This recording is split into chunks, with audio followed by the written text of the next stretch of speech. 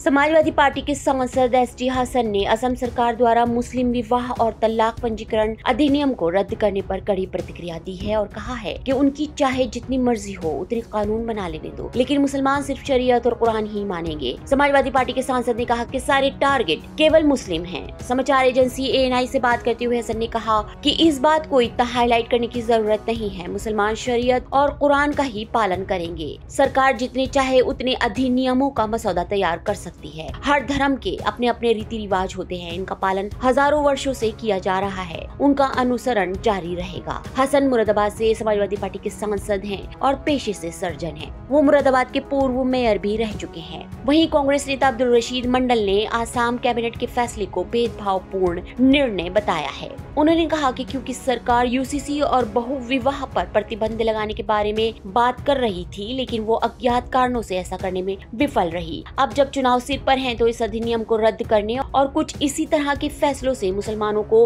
वंचित और उनके साथ भेदभाव करके हिंदू मतदाताओं को भाजपा के पक्ष में गोल बंद करने की कोशिश कर रहे हैं। ये कहते हुए कि यह आजादी से पहले का अधिनियम है और बाल विवाह को बढ़ावा दे रहा है, जो तथ्य से परे की बात है। इस बीच AUDIF के विधायक हाफिज रफीकुल इस्लाम ने भी कहा है कि हेमंत बिस्वा शर्मा के नेतृत्व वाली असम सरकार में उत्तराखंड की तर्ज पर राज्य में समान नागरिक संहिता लाने की हिम्मत नहीं है। आपको बता दें कि असम मंत्रिमंडल ने बाल विवाह को समाप्त करने के लिए असम मुस्लिम विवाह और तलाक पंजीकरण अधिनियम 1935 को रद्द करने की मंजूरी दे दी है। राज्य के मुख्यमंत्री हेमंत बिस्वा शर्मा ने ये जानकारी दी है। कानून को निरस्त किए जाने पर जिला आयुक्तों और जिला रजिस्ट्रार को इस समय 94 मुस्लिम विवाह रजिस्ट्रार के पास मौजूद रजिस्टर्ड रिकॉर्ड को अपने संरक्षण में लेने के लिए अधिकृत किया जाएगा। असम पंजीकरण महानिरीक्षक के समग्र पर्यवेक्षण और नियंत्रण के तहत ऐसा किया जाएगा। Bureau report SG news.